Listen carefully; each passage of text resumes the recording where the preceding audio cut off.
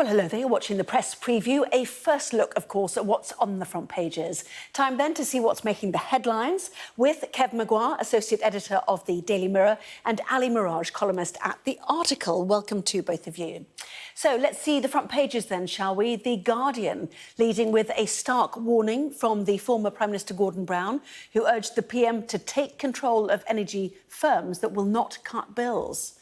The FT says the easing in US inflation spurs hope that the pace of price rises has peaked. The Metro leads with energy bill hell and calls the crisis as bad as COVID. Well, Night of the Living Dread. This is Martin Lewis calling on politicians to do something about the energy crisis, and that's in the Daily Star. While the front of the Eye has energy firms behind the price rises are being threatened with a new windfall tax. Daily Express focusing on the supply chain crisis, which leaves pharmacists struggling to provide vital medicine, and the Daily Telegraph focuses on the unprecedented weather in the UK, saying we are at exceptional risk of wildfires as temperatures continue to rise. And the Daily Mail sheds light on a new report that finds victims of burglary are being let down by the police, while the Daily Mirror quotes Kate Greville, Giggs' ex-girlfriend, who told the court she felt like a slave. Well, a reminder that by scanning the QR code you'll see on screen during the programme, you can check out the front pages of tomorrow's newspapers while you listen to our guests. So let's go to them, shall we? And bring in Kevin Maguire from The Mirror and Ali Miraj from TheArticle. Welcome to both of you. We didn't show most of those newspapers, but now we will, I promise. Something wrong with our kit and caboodle. But anyway, Ali, let's go to the Eye. Energy firms threatened with a new windfall tax. This meeting at number 11 Downing Street on Thursday. Is that to be seen to be doing something, or is it actually doing something? Well, it's partly to be seen because no material decisions are going to be made until a new Prime Minister is in place, which is going to take another 4 weeks or so. And this comes on the back of Gordon Brown, the former Labour Prime Minister, calling for the government to really take action quickly, and also Martin Lewis, the actual consumer champion, also talking about that. And Gordon Brown was saying that there should be a Cobra meeting to actually look at this, and the government should take action now. It shouldn't wait for weeks on end to do that. This is partly a response to that. Kwasi Kwarteng and Nadeem Zahawi, the Chancellor and the Business Secretary, respectively, are going to be getting together to put pressure on the energy firms. At the moment, energy companies are already facing a corporation tax of 30%. They pay a supplemental tax of 10%. And on top of that, there's a windfall tax already been imposed of 25%. So they are paying a lot in tax already. However, there's been a lot of scrutiny, particularly around BP and others who are making massive profits, 8 billion plus in Q2 this year. Some of that money is being returned to shareholders in the form of share buybacks and dividends and things like this. So there is a lot of pressure. But there's also the question about, well, if you want to go down Gordon Brown's road of trying to nationalise these companies, that's all very well, but that is going to impose a further burden on the government. So that's where we are at the moment. Yes, I mean, you quoted The Guardian there, take control of energy firms that will not cut bills. Brown tells the Prime Minister he's been very vocal. Some might say the Labour Party's been quite quiet. But energy companies that cannot offer to lower their bills should be temporarily brought into public ownership. There is a difference, is there not, between energy providers and the oil giants in some cases, Kevin, and companies like British Gas, for example. The consumer part of their business is actually losing money because they've taken on a lot of the customers of the failed companies and are having to provide actually their electricity and gas at a loss now. So, there's a divide here. You can't lump everybody together at this point.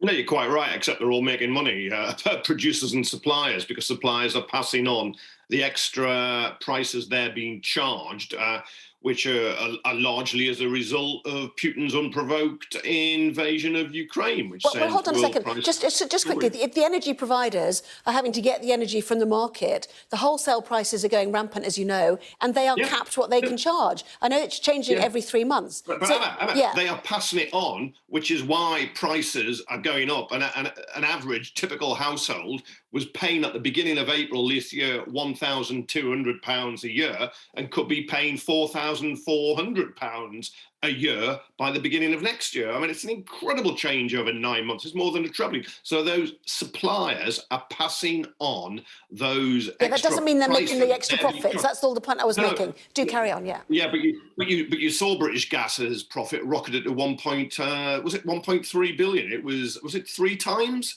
it went up? And it wasn't on the scale of BP and Shell, but British Gas itself is hugely profitable. Now, you can act in 2 different ways on this. One is you can put all the burden on the individual, or you collectively decide we as a society will cover that cost. And 2, you can allow those price increases to go ahead, which are inflationary, or you can stop them, in which case you need to then subsidise the energy companies. Now, of course, we spent rather a lot earlier in the year when some of those suppliers that have been offering cheap deals began to go bust and wanted the customers to be taken over by other companies. And this is where the Gordon Brown piece in the Guardian is. He's saying, look, cancel the increase that's planned in October.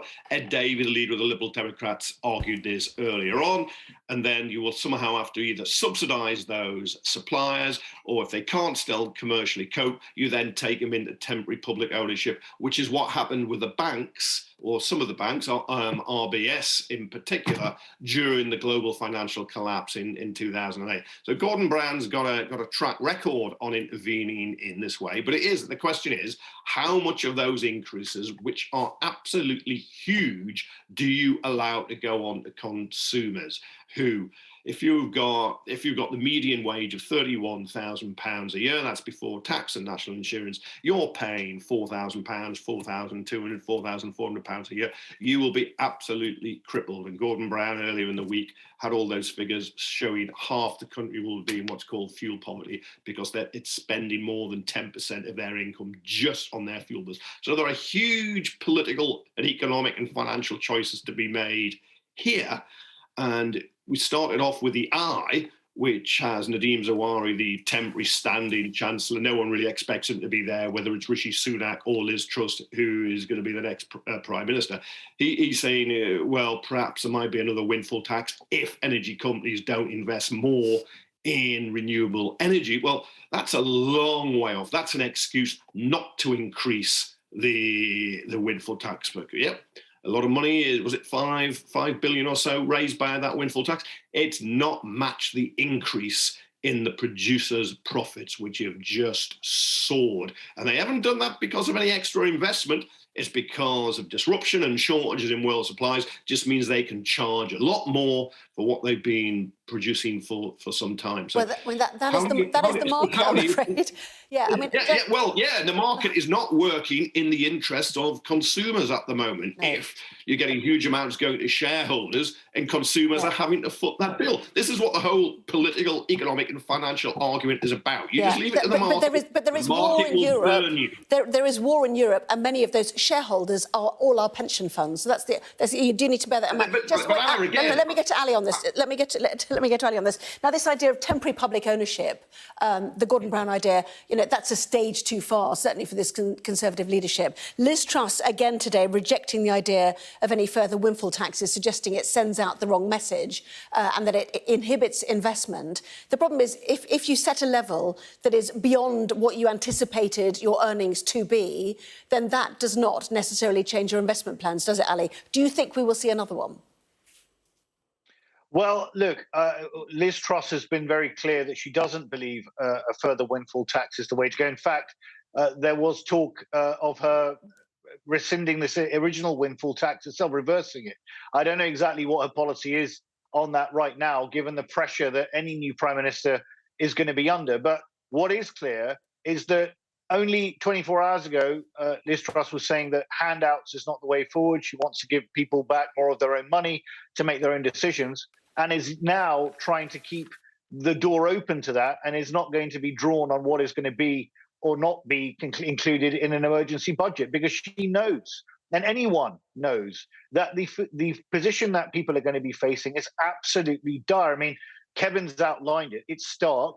Energy bills are trebling. Martin Lewis, the founder of Money Saving Expert, the consumer champion, is saying that this is of a scale now akin to the early days of the pandemic, where bodies were piling high in European hospitals, and we were slow to act, asleep at the wheel, allowing people to attend large sporting events. You remember that Cheltenham racing festival that took place, which was a super spreader event.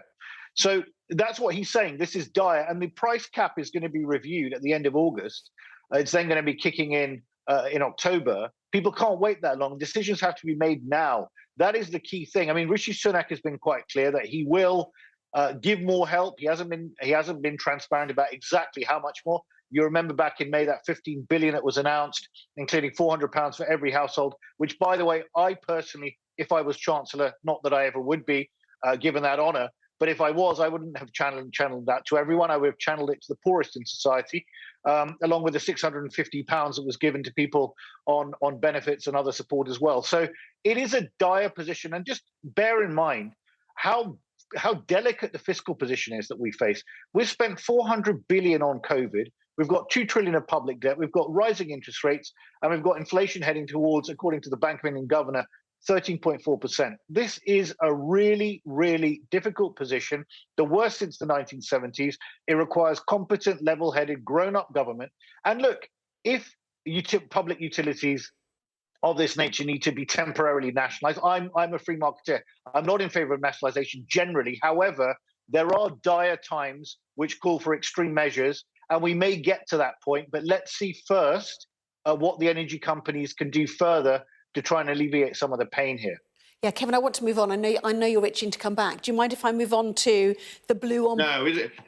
No, not at all. I was just watching Sky earlier, and you outlined how price increases have been larger in the UK and government interventions lower, and the two are linked, than in France, Germany, Italy, and Spain. Yeah. Okay. So, We'll see if we can run that again later this, so everyone can see it too. But in the meantime, let's get to the Daily Telegraph, which is blue on blue attacks once again. And this is 2 cabinet members who said that Rishi Sunak resisted attempts to cut Brexit red tape on 2 issues. One, which makes it harder for pension funds to invest in UK infrastructure. And secondly, this Northern Ireland Protocol bill, which is aimed at unilaterally changing the terms of trade in the province. Many people have been very critical of that. But this shows, once again, they said that he'd slowed attempts to ditch elements that showed that they could break free from Brexit. So what do you think about this blue on blue, and specifically these allegations against Mr Sunak? Oh, yeah, the winners are all the opposition parties, Labour, Lib Dems, SNP, Greens, Plaid Cymru, whoever you like, because the Tory party is tearing itself apart in public, and what is said can't be unsaid, and it will be on the record, and it will be used. But this is Simon Clarke, the Chief Secretary of the Treasury, Kwasi Kwarteng, the Business Secretary, both supporters of Liz Truss, both backed Brexit at the time in 2016, as did Rishi Sunak, but Liz Truss didn't, and they know it's a soft front of hers where she can be attacked because she now has the zeal of this of the convert. But it's disputed by Rishi Sunak, certainly on the question of the Northern Ireland Protocol. At the time, he was right to be wary that you could spark a trade war, given that that Brexit has been a disaster for trade. As any responsible chancellor, you would see that was a weak point. You've got to go cautiously, never mind just following international law and keeping to treaties that you sign and not jeopardising peace in Northern Ireland. But no, it's the Conservative Party just kicking itself, biting lumps and gouging eyes. It's absolutely incredible. I mean, in some ways, it's wonderful to watch, but I'm not sure it's good for the Conservative Party.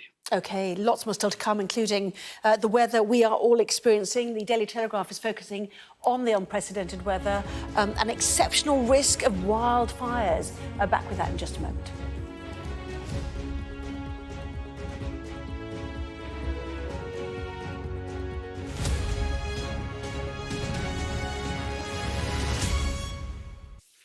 Well, welcome back. You're watching the press preview. With me now, Kevin Maguire, Associate Editor of the Daily Mirror, and Ali Miraj, columnist at TheArticle. Welcome back to both of you. Kevin, let's take a look at the Daily Telegraph. Exceptional risk of wildfires. One spark enough to cause destruction, as an unprecedented warning is made across most of southern England. And this is a warning to people on sunny days. You know, be careful what you set light to, isn't it? No, absolutely. The Met Office, its fire severity index now exceptional risk, and that map, that graphic on the front of the Telegraph, that red area is an exceptional area stretching down from Nottingham to Sussex, according to the Telegraph, and it shows you the seriousness of this problem. It's been so little rain. We're in a drought. The hosepipe bans are gradually coming in parts of the country, not all parts of the country. In Scotland, northeast, for instance, not affected.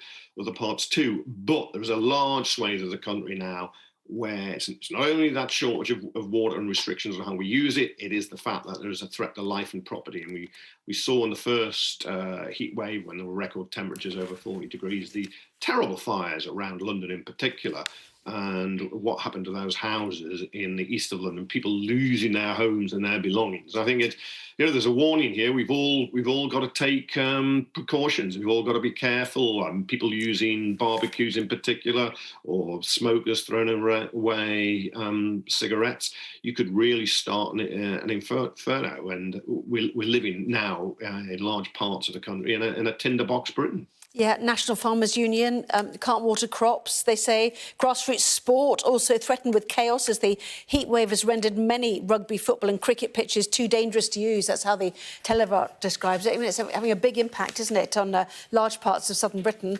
In the meantime, Ali, let's go to the Financial Times. There is Donald Trump, fist raised, taking the fifth, he says, in this civil probe into his business dealings. Tell us more.